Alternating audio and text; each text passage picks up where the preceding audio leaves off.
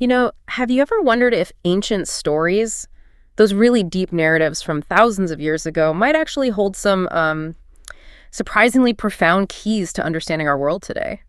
Our hyper-connected, AI-driven world. Oh, absolutely. It's a fascinating thought, isn't it? It really is. As we navigate this landscape of online profiles, constant social technology, and, AI getting smarter all the time, it feels like the battles for our attention, our values, our allegiance, they often echo these struggles humanity has faced for, well, millennia. That's a really good point. The wisdom embedded in these historical narratives, it isn't just confined to its own time. It often provides these timeless insights into human nature and the spiritual realities that continue to shape our lives, regardless of our tech leaps. Right. We find these enduring patterns of thought, attitudes, struggles, just repeating, Yeah. offering guidance in really unexpected ways. And that's exactly what we're going to deep dive into today. We're embarking on a journey into the incredibly rich and, frankly, often surprising world of nations in the Bible. But importantly, we're not just looking at them as, historical dots on a map, distant places in dusty books. Not at all. No, definitely not. We're exploring them as powerful living symbols, metaphors that resonate deeply within us, within our society, and even within the digital realm. Exactly. Our focus is really how these nations relate to Israel, God's chosen people, and crucially, how their typological and symbolic meanings illuminate our own thinking, our attitudes, and even our struggles right here in the 21st century. And specifically, we'll be looking at the spiritual, mental, psychological, and social effects of these ancient archetypes. We'll see how they play out, especially in the context of things like artificial intelligence, our online profile presences, and just the pervasive nature of social technology today. Yeah. It's really about seeing how these biblical patterns offer pretty profound guidance for the challenges we're facing right now. So our mission with this deep dive is clear. We want to extract the most important nuggets of knowledge from these ancient narratives. Think of it as, shortcut maybe? To being truly well-informed about deep biblical insights and their surprisingly relevant lessons for modern life. A framework, really. Exactly. So get ready, because we're about to unpack some incredibly rich material together. We'll be connecting ancient texts to the very real contemporary challenges we face daily, offering a depth of insight that honestly goes far beyond just a casual reading of Scripture. Looking forward to it. It's fascinating how these ancient texts connect dots to our modern challenges. The foundations, Abraham, and early nations. Okay, so let's start at the very beginning of this incredible journey with Abraham. Abraham the patriarch. He was called out of a specific place, Ur of the Chaldees. Right. Now, Ur of the Chaldees sounds almost mythical, doesn't it? But it was a real place, a bustling city, apparently a major center of Mesopotamian paganism, just steeped in idolatry and false worship. That's a crucial point. Ur wasn't just geography. It carries immense typological weight. And when we say typologically, what we mean is looking at how these ancient people, places, or events serve as these enduring patterns or spiritual blueprints. Yeah. They foreshadow timeless truths or future realities. It's about seeing the unchanging spiritual principles underneath the historical details. Got it. So Ur profoundly represents that starting point of human civilization, steeped in spiritual darkness and false worship. From a spiritual perspective, it powerfully mirrors the believer's old life, that life of bondage, spiritual confusion, cultural immersion, really, before God's transformative, liberating call. And what a call it was. God literally told Abraham to leave everything familiar behind, his home, his family, his whole culture. That act, leaving Ur, it carries such a profound spiritual lesson, doesn't it? Absolutely. It teaches us that God calls his people out of that spiritual confusion, out of those worldly roots, and into a covenant life directly with him. It's like an exodus, but on a deeply personal scale. Yeah. Precisely. The call to leave Ur mirrors the believer's personal call to separate from worldly ways, and to actively seek God's promise. Psychologically, it symbolizes breaking free from an attitude of maybe complacency and sin, that comfortable attachment to spiritual darkness. Right, the comfort zone. Exactly. Abraham's departure wasn't just a physical trip. It was this radical act of faith. It reflected a deep commitment to covenantal devotion, literally severing ties with the familiar but spiritually unhealthy. He was leaving his comfort zone for a totally unknown future, guided only by God's promise. This whole act of Abraham leaving everything familiar, everything known, Yeah. it really makes you wonder, what does it mean for us today to identify and then actually leave our own Ur of the Chaldees in this digital age? That's a big question. It is, because our past connections, our old data, our digital footprints, they persist, don't they? They linger in the cloud. They often shape our online identity. How do we truly separate ourselves when our old life is archived and constantly accessible online, maybe even influencing what algorithms show us next? That's a crucial question, and it's definitely far more complex in the digital realm. In a digital age, our might not be a physical city, but ingrained digital habits, maybe? Online communities that foster idolatry of self or fleeting trends, or even that subtle paganism of just valuing fleeting online validation above everything else. Think about the pervasive influence of social media algorithms. They're literally designed to keep us connected to our past interests and preferences, creating this powerful digital pull. Right, they keep you stuck. Exactly. So leaving that digital means intentionally severing those digital ties, maybe deleting certain profiles, unfollowing problematic accounts, or even, undergoing a strategic digital detox to truly reorient our spiritual compass away from the world system that persists online. Wow. It requires active, conscious disentanglement from digital influences that might keep us tethered to a previous, less spiritually aligned version of ourselves. It's work. So Abraham left Ur. But like you said, he didn't go straight to the promised land. He stopped in Haran, a transitional place. And the Bible tells us he lingered there, delayed full obedience. Haran. Yeah, in this context, Haran really embodies that idea of halfway obedience. It's that space where you've heard God's clear call, you've taken a step, you've made a start, but you're not yet fully committed to the destination. Lingering. You're lingering, yeah. Caught between the old and the new. Not fully embracing the journey God has laid out. Psychologically, it's that hesitation, isn't it? That inner conflict. That psychological aspect of being stuck or hesitant on a spiritual journey. That partial commitment. It's just so relatable. And I wonder, how does that show up in our online lives today? Oh, definitely. We might partially commit to principles, say, advocating for truth or integrity online. But then we still linger in digital spaces that compromise full dedication. Like, we retweet some high-minded thought, but then we scroll through a feed filled with gossip or negativity. It's like we're half in, half out. That's a perfect parallel, a very common Haran in our digital landscape today. Haran could be that online space where we're half in. We might profess certain values, like pursuing biblical purity or truth, but we still participate in digital trends that are morally ambiguous. Or we follow influencers whose lifestyles subtly contradict our stated beliefs. Yeah, that happens all the time. We're hesitant to fully delink from networks that don't align with our higher calling. Maybe it's fear of social isolation or missing out, FOMO, right. Or losing perceived social capital. Right.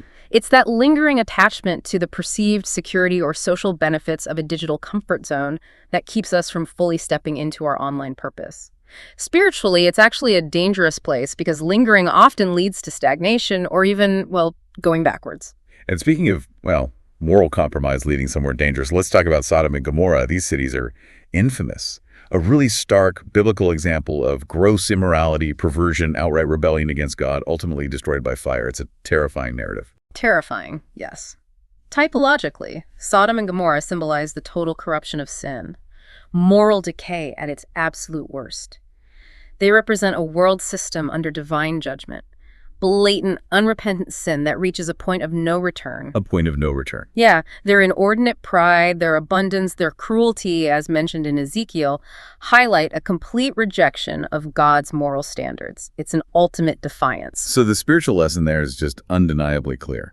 God's judgment is certain on unrepentant wickedness. It's a stark warning against living according to the desires of the flesh and just ignoring God's divine standards, because there are consequences, big ones. Exactly. The attitudinal connection is one of prideful defiance against God and an attitude of self-indulgence leading inevitably to destruction. It's the ultimate picture of unchecked human depravity, a society that has so thoroughly embraced its own desires that it has lost all moral compass. Okay, now let's bring this into the digital age. When we think about unrestrained sin and unchecked wickedness, how might a digital society, with its layers of anonymity and the rapid viral spread of content, how might that reflect or even amplify these ancient warnings about moral decay and pride? That's a key question. And what does reaching a point of no return even look like in online communities? Well, in the digital realm, anonymity can dramatically reduce accountability, right? allowing for a rapid descent into depravity, which we sadly see in the dark corners of the internet. The unrestrained sin of Sodom and Gomorrah can manifest as the proliferation of explicit content, cyberbullying, hate speech that just quickly spirals out of control within online echo chambers, often amplified by algorithms. The algorithms amplify it. They do. And the real insight here isn't just that sin exists online, we know that, but that anonymity and algorithmic amplification act as a kind of moral accelerant. They push digital communities to a point of no return, potentially far faster than in the physical world. Wow. Yeah, and this demands a new level of self-governance and communal accountability in our digital interactions.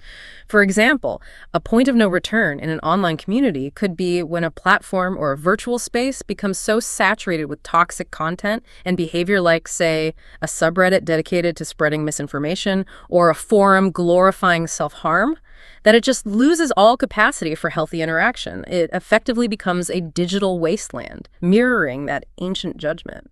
The wilderness journey nations Israel faced after Egypt. All right, moving forward in our journey, Israel experiences its own foundational event, the Exodus from Egypt. For 400 years, Egypt was Israel's place of slavery, oppression. And Pharaoh, the ruler, he's clearly presented as a figure of Satan's dominion, resisting God's will at every single turn. Yes, Egypt is a truly universal symbol in Scripture. Typologically, it represents the world of sin, bondage, and also false security, that allure of worldly systems that promise stability but actually deliver oppression. The Exodus itself is the quintessential biblical picture of salvation and deliverance, uniquely achieved through God's power and, critically, the blood of the Lamb during the Passover. It's the ultimate type, really, of redemption and liberation from sin's power. The spiritual lesson couldn't be clearer, could it? Believers are called to come out of Egypt, to leave behind that slavery, to sin and walk toward the promised inheritance.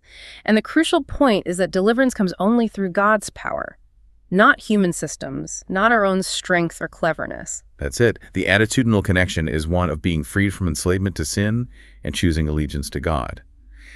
And when we connect this to modern relevance, wow, we see so many Egypt-like bondages today, especially those amplified by technology. Like what? Well, think of compulsive social media addiction, the endless digital consumption that keeps us perpetually distracted, or escapism through gaming or online entertainment that prevents us from engaging with real life. Those are modern forms of bondage. This is fascinating. How do algorithms and online systems specifically create these new forms of false security or oppression? Because it's often so subtle, isn't it? We might not even realize we're being enslaved. It absolutely is subtle, and that's the danger. Algorithms are designed primarily to keep us engaged, often by creating echo chambers that just reinforce our existing beliefs. This gives a false security of being perpetually right or affirmed within our chosen online tribe. Okay, I see that.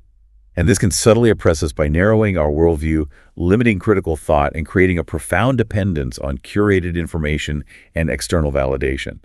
We become enslaved to the feed, the likes, the constant notifications, rather than genuinely engaging with diverse perspectives or focusing on what truly matters in real life. It's a very real form of digital bondage, where our attention, our data, even our identities are harnessed and exploited by external systems, just as Pharaoh exploited Israel's labor. We often exchange true freedom for perceived convenience or connection. Wow. Okay, so as Israel journeyed through the wilderness, they faced their first major adversary, the Amalekites. This nation attacked Israel right out of the gate, specifically targeting the weak, the stragglers, the vulnerable at the rear. And God's command was, strikingly, perpetual war against them. The Amalekites, yes. Yeah. They powerfully symbolize the flesh, that internal aspect of our fallen nature that constantly wars against the spirit. They represent those persistent, sinful tendencies within us that exploit our vulnerabilities, our weak points, our moments of exhaustion, our distractions, our unguarded moments. Okay. And God's command for perpetual war really underscores the unending nature of this internal spiritual battle. So the spiritual lesson here is that this flesh continually wars against the spirit, and it's always looking for those vulnerable spots, those moments of weakness.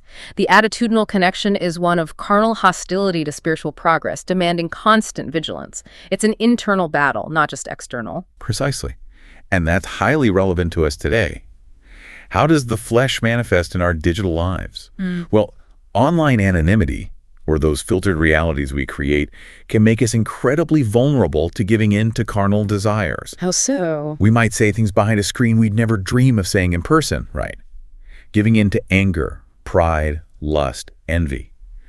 The persistent sinful tendencies the Amalekites represent are amplified by instant, 247 access to temptations like pornography, endless entertainment, gossip, or even the subtle allure of comparison culture on social media.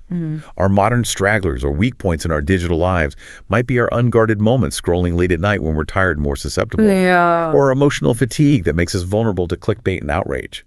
Or our craving for validation that leads us to compromise our values online. Yeah, I see that. The flesh exploits these very vulnerabilities in the digital age, much like Amalek attacked the weakest among Israel in the wilderness. Moving on, Israel also encountered the Moabites and Midianites. The Moabites, specifically, enticed Israel into idolatry and sexual sin through the prophet Balaam, a really insidious attack. And the Midianites later oppressed Israel and led them further into idolatry. Right, both the Moabites and Midianites typify seduction, compromise, and unholy alliances. They represent worldly compromise that subtly corrupts worship. It's not a frontal assault, it's corruption from within. Seduction, not force. Exactly.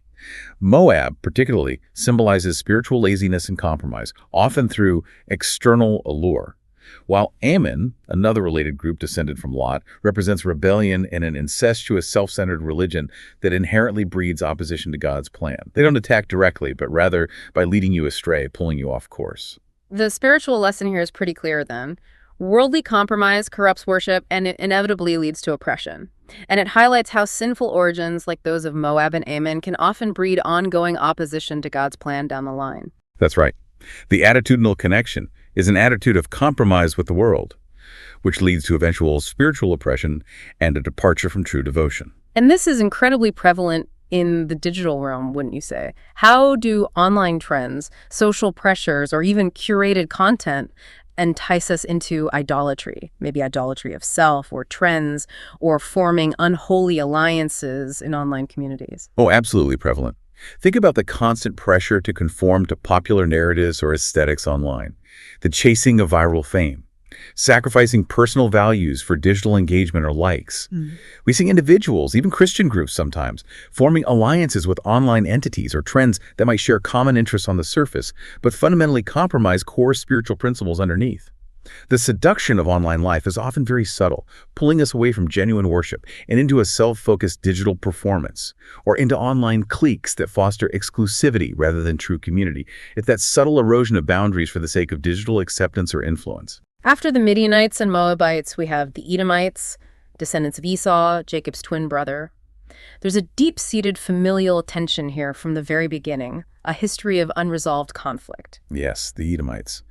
Typologically, they often symbolize bitterness, pride, and the hostility of the natural man toward the spiritual. They represent that internal conflict between fleshly desires and spiritual inheritance, a tension often rooted in unresolved resentments or past grievances, even within those who are closely related, like brothers. Their carnal attitudes and opposition to God's people persisted for generations. And because of their persistent hostility towards Israel, they're often portrayed quite negatively in Scripture, highlighting tensions that can arise even within related peoples. Their attitude is characterized by carnality, bitterness, and opposition to God's people. And this is a perfect example of how psychological impacts are amplified online. Bitterness and pride, when fueled by online interactions, can just spiral out of control with terrifying speed. We see it constantly. Constantly. In online arguments, toxic comment sections, comparison culture, where envy, resentment, and that burning desire to be right just fester and explode. The phenomenon of cancel culture could even be seen as an extreme manifestation of this Edomite bitterness. No so. Well, where past grievances, real or perceived, are amplified and weaponized online to inflict severe social and psychological damage. The distance and perceived anonymity of the internet can embolden people to express bitterness and pride in ways they never would face-to-face, turning personal resentments into public spectacles that consume individuals and communities. It's ugly. As Israel moved into Canaan, the Promised Land, they faced a formidable group. The Canaanite nations, the Amorites, Hittites, Perizzites, Canaanites themselves, Hivites, Jebusites, and Girgashites. The Bible calls them 7 nations stronger than you. That sounds daunting. It was daunting. And these nations collectively represent entrenched spiritual strongholds in the believer's life that must be conquered by faith. They embody things like lust, pride, idolatry, fear, corruption. Each also has its specific typological meaning for the strongholds they represent. Okay. The overarching spiritual lesson is clear. Believers must conquer these spiritual strongholds to enjoy their full inheritance in God. It's about actively expelling sinful practices and influences from our lives to truly possess the promises of God. It requires battle. That's a lot of different strongholds. Could you maybe unpack one or two of those in a bit more detail for us? Like, say, the Amorites or the Hivites. What do those perverse speech or deception strongholds look like today in our digital lives? Absolutely. Let's take the Amorites first. They symbolize pride and boasting, but our source material specifically connects them to perverse speech, negativity, and gossip that can harm relationships and defile the soul. They also embody something that appears unshakable. Okay, so how does that play out online? In the digital age, this manifests as toxic online discourse. The relentless negativity in comment sections, the rapid spread of gossip that can ruin reputations in literally minutes, and the prevalence of boasting and self-exaltation on social media platforms. Think of those perfectly curated online profiles that project an unshakable image of success or happiness, often masking deep insecurity or pride. Yeah, the highlight reel. Exactly. Perverse speech online, whether it's hateful rhetoric or just casual cruelty, doesn't just spread. It becomes viral, amplified through shares, comments, algorithms, causing widespread harm and defiling entire online spaces. That makes so much sense. And what about the Hivites? They symbolize deception and falsehood, right? How does that translate to our hyper-connected reality? The Hivites, symbolizing deception and falsehood, are alarmingly relevant today. In the digital age, this stronghold thrives through things like deepfakes, sophisticated misinformation campaigns designed deliberately to mislead, and online personas that are entirely fabricated to manipulate or defraud. We're constantly battling this. Constantly. From fake news spreading through our feeds to AI-generated content designed specifically to blur the lines between reality and fiction. The Hivite spirit leverages anonymity and technological advancements to sow confusion and trick individuals, even entire communities. It's a subtle, insidious form of spiritual warfare, much like Satan's own deceptions, working to obscure truth and lead people astray. And just to briefly touch on one more, the Girgashites. They represent an earthly, materialistic mindset. How does that thrive online? Seems pretty obvious, maybe. Well, it seems obvious, but the scale is different online. The Girgashites' earthly, materialistic mindset absolutely thrives on e-commerce, aspirational online profiles, and constant targeted advertising.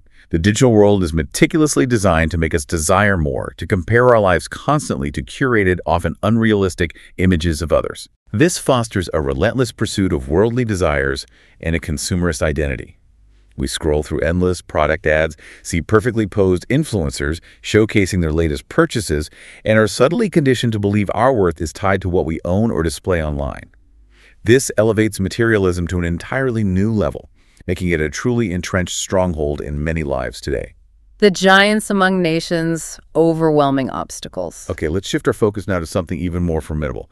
The giants among these nations. When we talk about giants in the Bible, we're not just talking about, unusually tall people from history, although they were very real. There's a deeper symbolic meaning here, isn't there? Correct. While they were historical realities, the Bible also presents these giants as powerful types and metaphors. Metaphors for the forces of evil, rebellion, and those overwhelming obstacles that stand in direct opposition to faith and obedience. So more than just physical size. Much more. They represent spiritual barriers, strongholds, intimidating forces that seem insurmountable without divine intervention. They are the embodiment of what tries to overwhelm us, to make us feel small and defeated. The earliest and perhaps most enigmatic mention of giants is the Nephilim, described as existing before the flood, born of the sons of God and daughters of men. They were mighty men, warriors, corruptors of the earth, and their pervasive presence actually contributed to God's judgment in the Great Flood. Yes, the Nephilim. They symbolize humanity profoundly corrupted by blending with the spiritual rebellion of fallen angels. It's a difficult passage, but typologically they point to the dangers of pride, unchecked power, and spiritual compromise through these unholy unions. Unholy unions. Exactly. They represent a state of profound lawlessness and spiritual depravity that required nothing less than a cosmic reset, the great flood to cleanse overwhelming evil. The spiritual lesson is stark. Only God's judgment and grace can truly cleanse overwhelming evil when it reaches that scale. And here's where it gets really interesting for us today. This idea of spiritual compromise and unholy unions.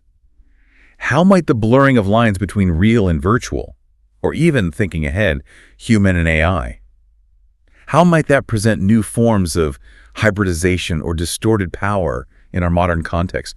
This feels like a truly provocative idea. It is provocative, and this ancient narrative is a chilling insight, I think. It highlights the inherent danger of unholy hybridization. Yeah. The Nephilim represent a mixing of categories that God never intended, leading to widespread corruption. Okay. In our digital age, the blurring of real and virtual can create distorted realities where our online personas become more real or valuable to us than our authentic selves. Yeah. This can lead to spiritual compromise in our interactions and values. And the early conceptual stages of AI, particularly in areas like deepfakes or AI-generated personalities, present a new kind of hybridization, a blending of authentic human creativity and intelligence with synthetic generation.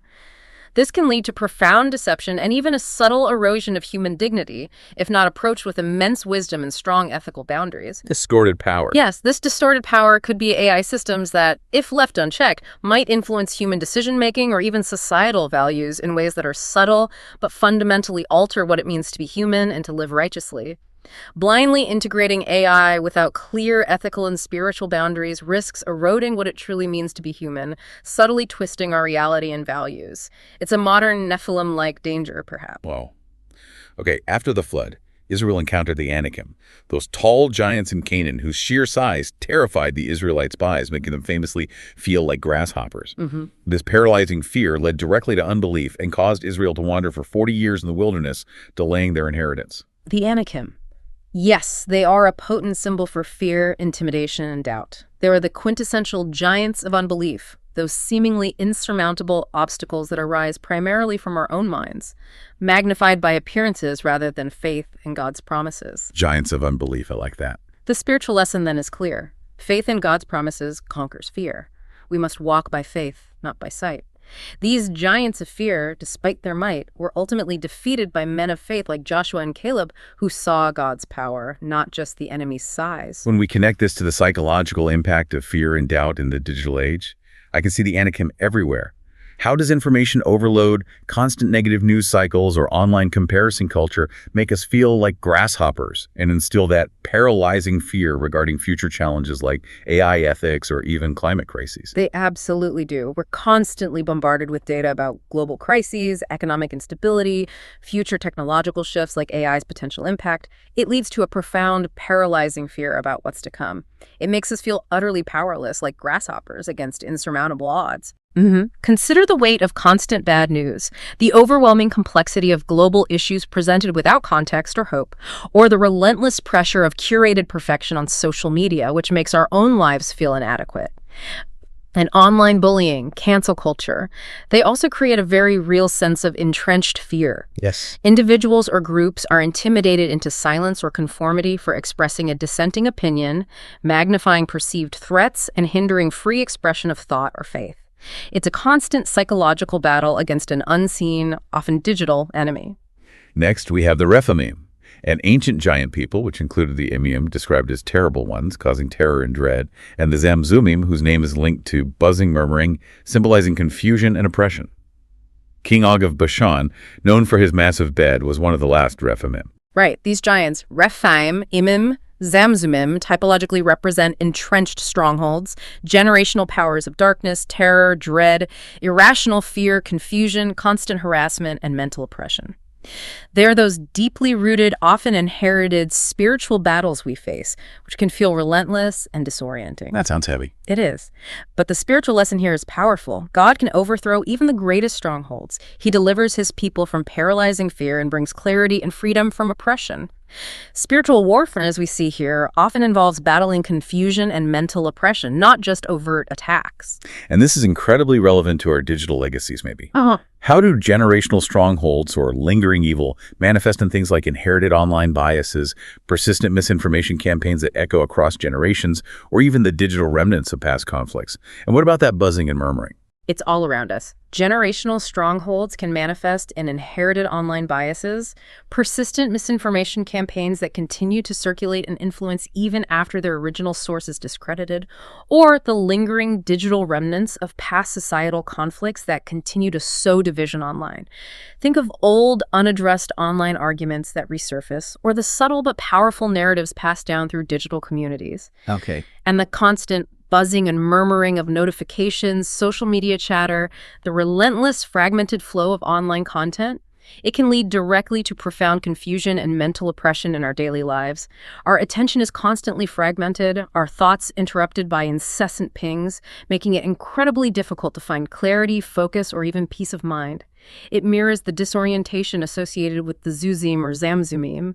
It's an overwhelming assault on our mental landscape. The Amorites are another powerful nation in Canaan, sometimes linked to giants, described as tall as cedars.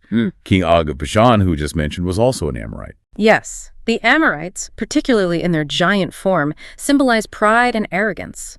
They represent something that appears unshakable, towering, and self-assured in its defiance, a giant of self-exaltation. The spiritual lesson, then, is that pride is a giant that ultimately falls before God's power. God resists the proud, but gives grace to the humble. And when we consider modern relevance, we see this played out daily in the prevalence of online arrogance and self-exaltation. It's almost built into the platforms, isn't it? This need to project strength. Absolutely. Online profiles and social media are often meticulously designed to foster an attitude of appearing unshakable. Individuals curate an image of invincibility, unparalleled success, effortless superiority. This creates a towering sense of self-importance that constantly needs to be humbled by reality or just plain truth. Yeah. The digital world can amplify self-promotion to an unhealthy, almost addictive degree, where identity becomes wrapped up in external validation from likes and shares and the illusion of unassailable strengths or perfection. This is the very essence of the Amorite pride, magnified by the digital stage. One of the most famous giants, of course, is Goliath from the Philistines. The Philistines were constant enemies of Israel, always warring, and Goliath of Gath, described as nearly 10 feet tall, embodied the arrogance of fleshly strength. Right. Typologically, the Philistines represent the flesh, that persistent, unregenerate force within and around us that constantly strives against God's people. It's the unregenerate flesh that opposes God's people with physical strength or worldly systems, but completely lacks spiritual covenant or true power. It relies on its own visible might, its own resources. And the spiritual lesson is so iconic. The battle is the Lord's. The flesh is defeated through faith, not human weapons or brute strength. Victory over the flesh doesn't come by human might, our own self-will, but by faith and absolute reliance on the Lord. It's a timeless lesson. And this connects directly to the Philistine flesh we see today in rampant materialism and unregenerate desires, which are powerfully amplified by online consumerism and meticulously curated online profiles. How so? Well, the constant digital advertising, the pressure to conform to aspirational, often superficial lifestyles portrayed online, the endless consumption cycles, these are all forms of this fleshly influence, subtly turning our hearts from eternal values to transient possessions or status. And digital mockery and intimidation, like online trolls or cyberbullying, can directly challenge our faith, taunting us with our perceived weaknesses, just like Goliath taunted Israel. So what's the answer? The question then becomes, how is victory through faith achieved in these online battles against these pressures? It's by choosing to align with God's word and purpose, by finding our identity and worth in Him, rather than giving in to the demands or taunts of the digital flesh and its fleeting promises. It's a daily conscious choice to rely on God, not ourselves or the world's validation. Finally, in our discussion of giants, we have Bashan, often linked with King Og, the last of the Rephaim. It's a fertile region, but also spiritually corrupt, a place of deep paganism. Bashan, yes. Typologically, it symbolizes human flesh mingling with fallen spiritual powers. It's a stark image of demonic oppression and pride, truly representing the intersection of flesh and spiritual rebellion. It's a place where worldly systems are deeply entwined with spiritual darkness. That sounds intense. It is, but the spiritual lesson gives hope. It tells us that Christ himself overcame the bulls of Bashan, a metaphor from the Psalms for these powerful oppressive forces on the cross. And because of his victory, we share in it. We don't face these forces alone. In the modern context, what does this mingling of flesh and fallen spiritual powers look like? Consider the social impact of unholy alliances in online communities, or the subtle influence of fallen spiritual powers through harmful content or ideologies. We can certainly consider the social impact of unholy alliances in online communities, where groups come together not for righteous purposes, but for harmful or deceptive agendas, amplifying negativity and division. Think of echo chambers online that foster extreme, often hateful ideologies or even cultic practices that operate in the digital shadows. There's also the subtle, insidious influence of fallen spiritual powers through the rapid spread of harmful content, radical ideologies, or even practices that subtly undermine moral frameworks online. The concept of demonic oppression can indeed manifest in the darker, unchecked corners of the internet, like certain forums or encrypted chats, where anonymity and extreme content can foster environments that are spiritually toxic and incredibly destructive to individuals and communities. These spaces become digital bastions, where the unholy mingling of human depravity and spiritual darkness thrives. The great empires, God's sovereignty, and world systems. Now let's move beyond the individual nations Israel faced and look at the vast overarching forces, the great empires that shaped biblical history and still carry immense typological weight. First up, Assyria. This empire famously conquered the northern kingdom of Israel in 722 BC and was notorious for its sheer cruelty and brutal intimidation tactics. Assyria. Yes, typologically it represents cruel oppression, intimidation, and the enemy's attempt to destroy faith by brute force. But it's fascinatingly depicted as God's unwitting agent of judgment used to discipline his people, even through its brutality, which highlights God's ultimate sovereignty over nations. Right. Even using evil for his purposes. Exactly. The spiritual lesson is clear. Believers must not yield to fear, because God alone delivers. And that prideful nations and institutions, no matter how powerful or ruthless they seem, will ultimately rise and fall under God's hand. Their power is temporary. This speaks directly to the psychological impact of intimidation and fear.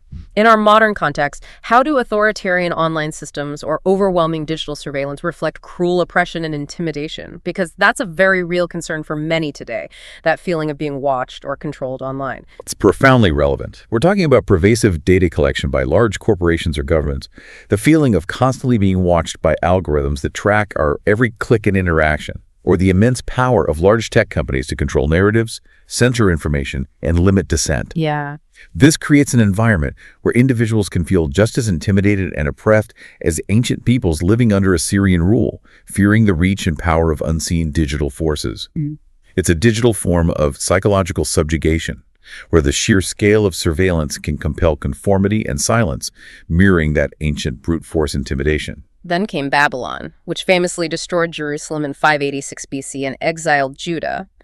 Babylon had its origins way back with Nimrod, who built the Tower of Babel, and it was renowned for its profound pride, its idolatry, and its organized pagan worship, a real powerhouse of rebellion. Babylon is truly the epitome of worldly pride, idolatry, and rebellion. Typologically, it represents the world system fundamentally opposed to God, culminating in the mystery Babylon of Revelation. It's the ultimate archetype of confusion, Babel, false religion, and the world's corrupt system. Okay.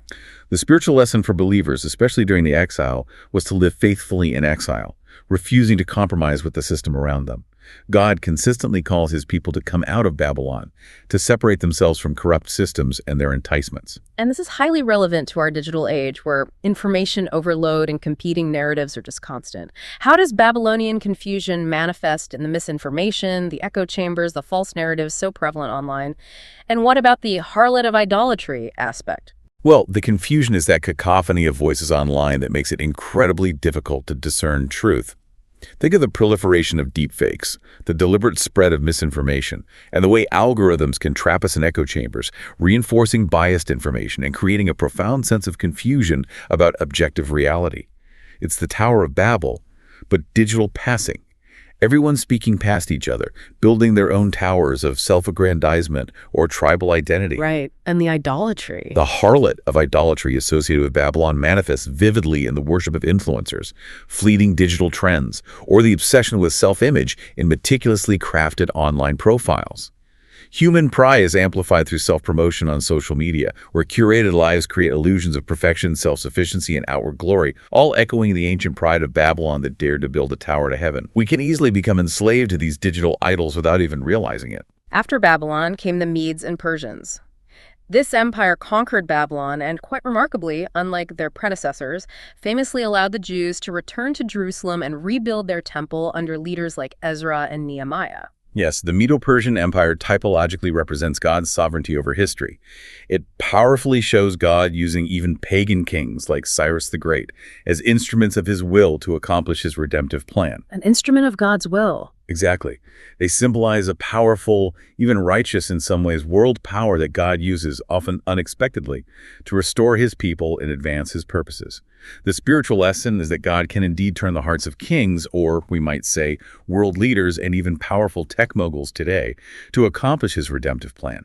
They truly represent God's restorative justice, working through means that might seem entirely secular or even hostile from our perspective. This is a profound concept, divine providence working through unexpected channels.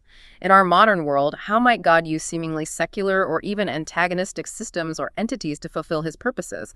What would that even look like today? It's a powerful thought to consider, isn't it? God might use an unexpected policy shift from a global tech giant that suddenly prioritizes user well-being over endless engagement, inadvertently creating healthier digital spaces.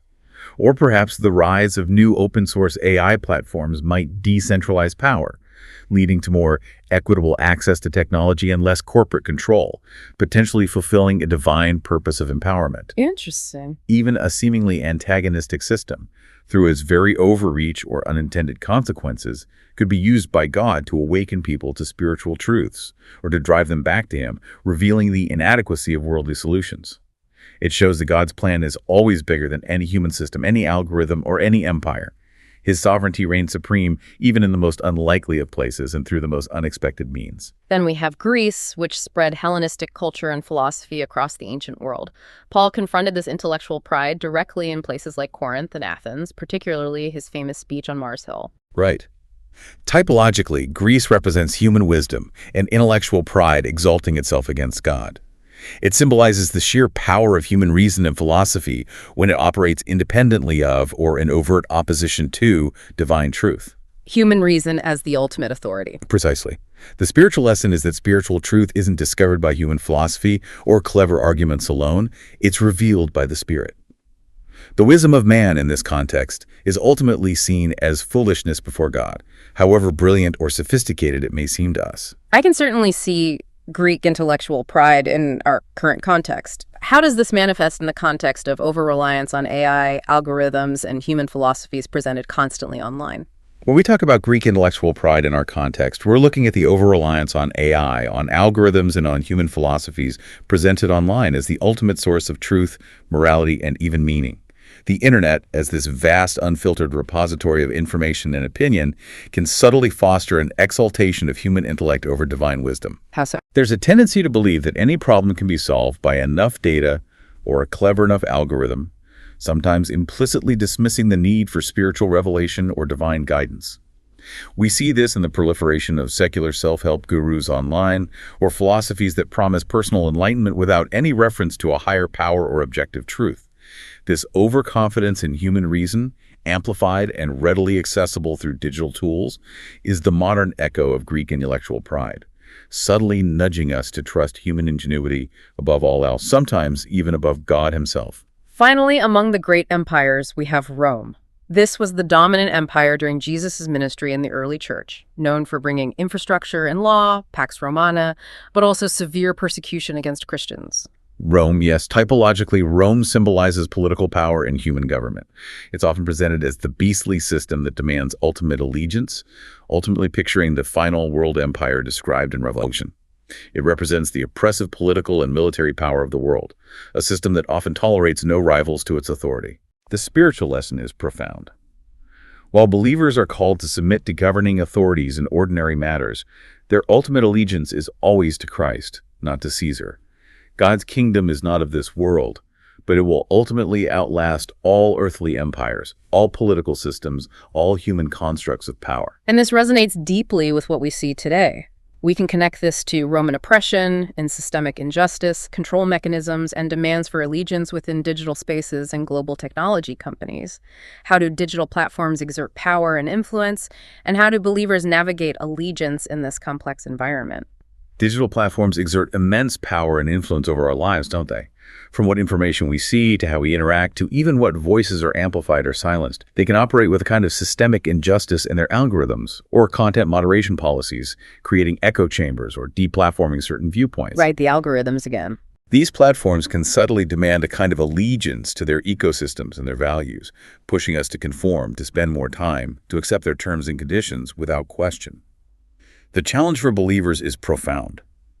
To navigate this environment, discerning where true allegiance lies, ensuring that our ultimate loyalty is to Christ and his kingdom, not to the digital Caesars that seek to control our data, our attention, or our identity. It's a call to spiritual discernment and steadfastness in a digitally controlled world, knowing who truly holds ultimate authority. New Testament applications, churches, and modern attitudes. Moving into the New Testament now, the focus shifts a bit to cities and the early churches within them. These also carry profound typological meanings for us today. Let's start with Corinth, a city infamous for its rampant immorality, its wealth, its pride. Paul's letters to the Corinthians directly address deep divisions, widespread licentiousness, and spiritual immaturity within the church there. A messy situation. Very messy. Corinth typologically represents a church struggling deeply with worldliness and internal division. It's a body of believers trying hard, perhaps, but struggling to maintain purity and unity in the midst of a truly decadent surrounding culture. It reflects the flesh at work within the church itself, often manifesting as infighting, spiritual arrogance, and moral compromise. The spiritual lesson is that God calls his people to holiness even when they're living in a deeply corrupt culture. And it highlights the constant challenges of unity and purity in any diverse community of believers. The attitudinal connection is about overcoming factionalism, pride, and carnal indulgence, striving for unity in Christ above all else. This is such a perfect parallel to online Christian communities or just broader religious discourse on social media today. How do these ancient divisions and worldliness manifest? I feel like I see this play out online constantly. It's strikingly similar, isn't it? We see endless theological debates becoming divisive online spectacles. Personal attacks masquerading as doctrinal purity. The pursuit of online influence or likes, sometimes overshadowing genuine spiritual growth or fostering real unity. The perceived anonymity of the internet can unfortunately breed factionalism and even licentiousness, mirroring the struggles of ancient Corinth. We see online influencers who sometimes prioritize their platform and personal brand over the humility and purity of the gospel message, leading to internal divisions within the broader digital Christian community. It's a stark reminder that even within spiritual communities, the temptations of the world and the flesh can creep in and cause significant damage if we're not vigilant. Next, we have Ephesus, a major city steeped in idolatry, famous for the massive temple of Artemis. Paul's letter to the Ephesians emphasized spiritual warfare and the believer's position in Christ. Yet, interestingly, in Revelation, Christ critiques the Ephesian church for having left their first love, even though they had sound doctrine and worked hard against evil. Ephesus, yes. Typologically, it reflects a dangerous spiritual condition. Orthodoxy without love. It represents those who emphasize doctrinal correctness and diligence in resisting evil, which are good things, but perhaps unwittingly lack the deep compassion and the passionate, fervent love that should be absolutely central to Christian faith. They've lost their first love. That first passion. Exactly. The spiritual lesson is clear. Love must remain central to Christian faith. And believers must contend with powerful spiritual forces while actively maintaining that first love, not letting it dwindle into mere intellectual assent or dutiful routine. This makes me wonder, how does online engagement, which often focuses so much on debates, information sharing, or defending doctrinal purity, how does that risk us losing first love while maintaining an outward orthodoxy? You see people online who are perfectly aligned doctrinally but are incredibly unloving or harsh in their interactions. It's a very real and insidious danger, a truly modern Ephesian challenge. Online platforms can incentivize intellectual sparring over compassionate dialogue. We can become so focused on proving a point, correcting perceived error, or engaging in theological gotcha moments that we neglect the very heart of the gospel, love for God and love for others. Right. Someone might spend hours consuming apologetics or theology online, mastering doctrinal arguments, yet neglect active service, genuine relational connection, or simple kindness in their offline and even online lives. These are essential expressions of first love. The digital space can cultivate a kind of sterile orthodoxy without love, where knowledge is exalted, but genuine compassion is sidelined, creating a disconnect between belief and action, between knowing about God and truly loving Him and others. It's a critical balance to maintain. Then we have Colossae. Paul's letter addresses false teachings there, a kind of blend of Judaism, philosophy, and mysticism that was threatening the church's focus on Christ. Colossae, yes. Typologically, it represents spiritual distraction from the supremacy and sufficiency of Christ. It's a church grappling with false doctrine and human philosophy that tries to add to or take away from the centrality of Jesus. Adding things to the gospel. Exactly. The spiritual lesson is a powerful reminder to cling tightly to the supremacy and sufficiency of Christ against all human wisdom and empty deceit. Christ alone is enough. The attitudinal connection warns against intellectualism or mystical experiences, replacing Christ himself as the focus. This seems incredibly relevant today with the sheer volume of spiritual information and alternative ideas online. How do various philosophies, self-help gurus, or spiritual movements found online challenge Christ's supremacy, and how can we maintain our focus? It's a huge challenge. The internet is flooded with syncretistic ideas, New Age philosophies disguised as self-improvement, and gurus offering enlightenment through techniques rather than relationship with God through Christ. These often subtly, or not so subtly, undermine Christ's unique role as the only way to God, his sufficiency for salvation, and his ultimate authority. They present alternative paths, blend different belief systems, or emphasize human potential over dependence on divine grace. Maintaining focus requires constant grounding in Scripture, discernment through the Holy Spirit, and fellowship within a strong, biblically based community to help us filter the noise and keep Christ truly supreme in our hearts and minds amidst all the competing voices online. Let's touch on Philippi, a Roman colony known for its citizens' pride in their Roman citizenship. Philippi. Paul uses their earthly pride to make a profound point. Typologically, it reminds believers that their true citizenship, their ultimate identity and allegiance, is in heaven, not in any earthly kingdom, nation, or even online community. What does it mean practically to hold a heavenly citizenship in an age where online profiles and digital communities define so much of our identity and perceived belonging? It feels like our online identity is becoming primary for many. That's the tension. Holding a heavenly citizenship means our core identity, our ultimate sense of belonging, and our primary values are derived from our relationship with Christ and his kingdom, not from our follower count, our online reputation, or the acceptance we find in digital tribes. It means viewing our online interactions through an eternal lens, prioritizing heavenly values like humility, grace, truth, and love over worldly metrics like popularity, influence, or fitting in. It means our digital footprint should reflect our heavenly calling, even when that puts us at odds with prevailing online culture. Our profile in God's kingdom matters infinitely more than our profile online. And Thessalonica. Paul wrote to them about enduring persecution and holding on to hope. Thessalonica, yes. Typologically, it reflects hope in Christ's return amidst suffering and opposition. They were a church that faced significant hardship, but kept their eyes fixed on the future hope of Christ's coming. How does enduring digital persecution or online criticism test one's hope and perseverance today? Because that's a real thing for many believers online. It absolutely is. Facing online backlash, mockery, deplatforming, or targeted harassment for one's faith can be incredibly discouraging and isolating. It tests our hope by tempting us to despair, to compromise our convictions for acceptance, or to withdraw from digital engagement altogether. Persevering through this kind of digital persecution requires a deep-rooted hope, like the Thessalonians had, fixed not on changing the minds of online critics, but on the ultimate vindication and return of Christ. It means finding our strength and affirmation in him, not in online validation, and remembering that our present sufferings are temporary compared to the future glory. Okay, now let's look at the 7 churches of Asia from Revelation chapters 2 and 3. Christ sends specific messages to each one: commendations, criticisms, exhortations. Yes, these 7 churches are incredibly significant.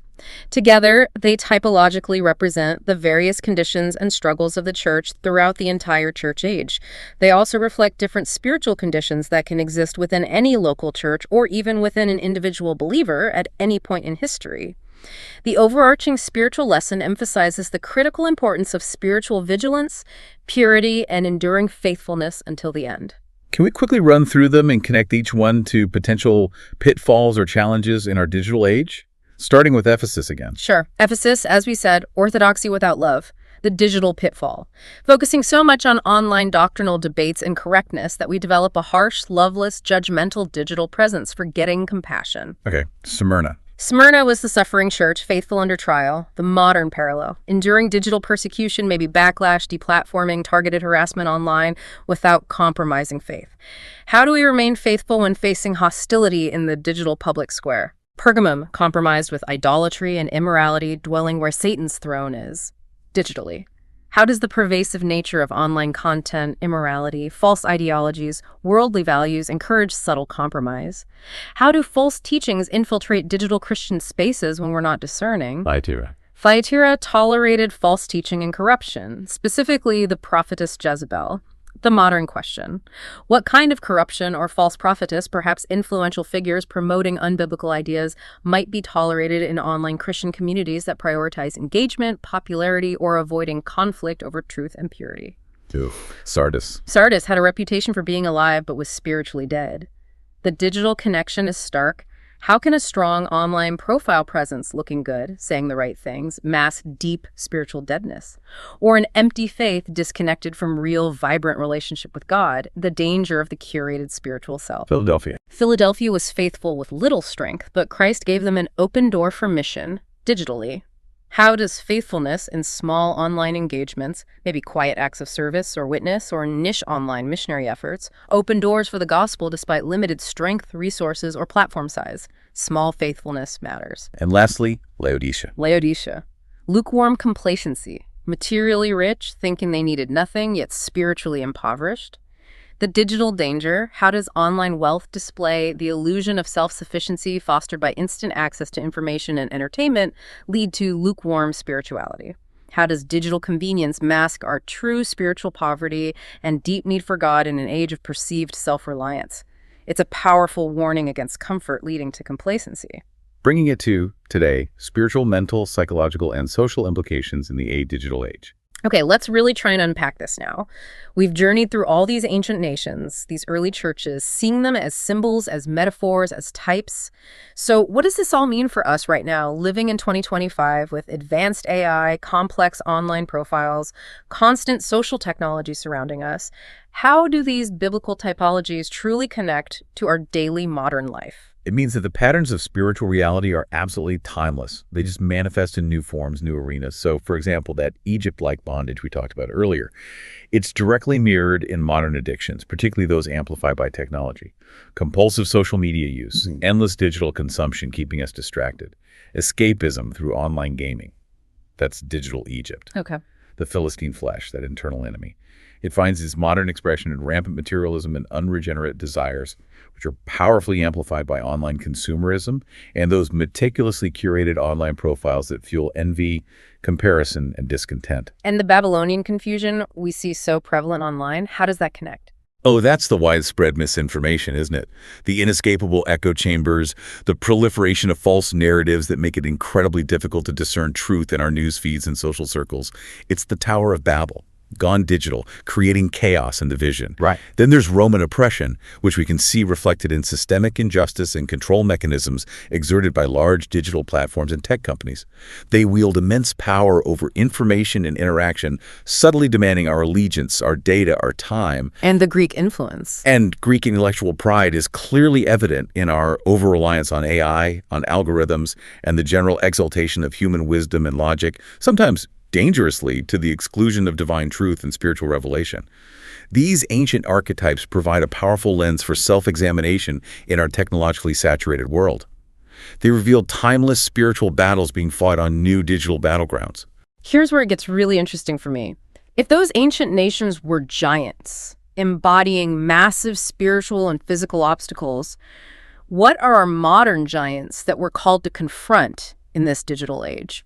What takes on that overwhelming, intimidating quality for us today? That's a great question. Our modern giants are often psychological and social, and they are definitely amplified by technology. The Anakim, symbolizing fear and unbelief, they manifest today as being utterly overwhelmed by information overload.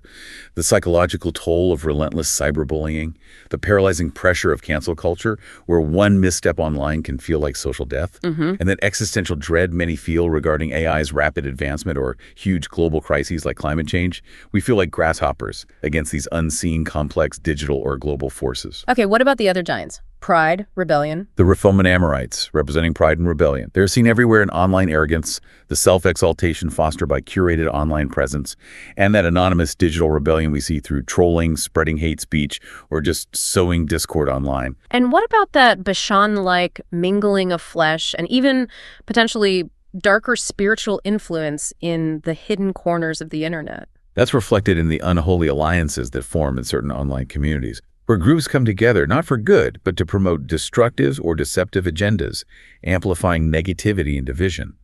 It's also seen in the temptations amplified by instant digital access. Things like pornography, gambling, radical ideologies that thrive and recruit in the shadow corners of the internet. Right. And finally, the Zamzamim, with their buzzing and murmuring, are perfectly symbolized by information overload, the constant digital buzzing of notifications, and the resulting mental and psychological oppression from relentless social media engagement that leaves us drained, fragmented, confused, struggling to find clarity or peace. These are the giants we face daily, often right there in the palm of our hand. They demand a new kind of spiritual armor, a new kind of vigilance. So drawing lessons from those New Testament churches for today's digital believer, how can we use that framework for self-examination in our digital sphere? It's not just about what we consume online, but who we are becoming online, right? Our character formation. Exactly. Who are we becoming? The 7 churches provide a direct, powerful framework for examining our spiritual health in the digital age. We must constantly evaluate if we are maintaining first love like Ephesus should have, amidst the myriad of distractions that digital life pulls us into, the constant scrolling, the endless content, the superficial interactions that can easily replace genuine devotion and deep relationship. Okay. We are called to faithfulness under persecution like Smyrna, which today could mean facing online critics, trolls, being deplatformed for expressing biblical views, or enduring societal pressure against our faith online. Yeah. How do we respond with grace and truth? We need to resist compromise, as seen in Pergamum and Thyatira, actively avoiding online immorality, filtering out false teachings, rejecting the superficiality often driven by engagement metrics rather than truth. It's crucial to ensure our spiritual life isn't merely an online performance, avoiding the spiritual deadness of Sardis, despite a seemingly active online presence or profile. The performance trap. Exactly. And we must battle lukewarmness, like Laodicea, especially in an era of digital convenience and perceived self-sufficiency, where everything seems accessible at a click. This can dull our spiritual fervor and our sense of dependence on God. These are profound challenges for the digital believer, requiring daily vigilance, prayer, and discernment. So after all this, what does this all mean for you listening right now? We've covered a lot of ground connecting these ancient narratives to our immediate digital reality. What stands out to you? What questions does this raise about your own engagement with technology, your online life, and your own spiritual walk? This deep dive, I hope, reinforces the absolute necessity of spiritual vigilance, purity, and discernment in this information-saturated, technologically advanced world we live in. The ultimate takeaway, I think, is a profound reminder. Our allegiance, as believers, is to Christ.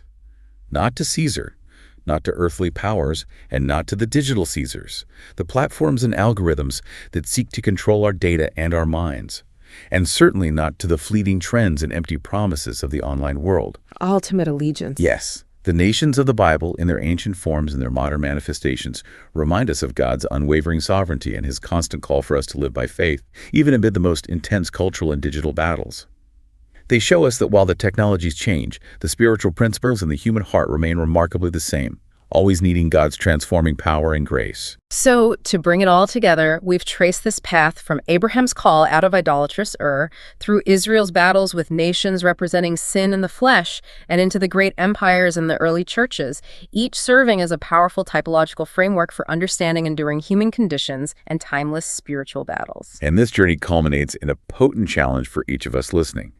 Just as David faced Goliath and Israel eventually conquered powerful nations by faith in God, what giants in your digital landscape, whether it's that paralyzing fear from information overload, the towering pride of online self-exaltation, the subtle pull of digital materialism, or the overwhelming noise and confusion of social technology, what giants are you being called to confront and overcome? That's the question. And remember the key, not by your own might, not by clever algorithms or perfectly curated profiles, but by relying solely on God's power and his unwavering truth revealed in his word. That's where the victory lies. We really encourage you to reflect on these insights. Consider how these ancient lessons apply to your own life, your online interactions, and your spiritual walk in this ever-evolving digital world. The deep dive continues within you.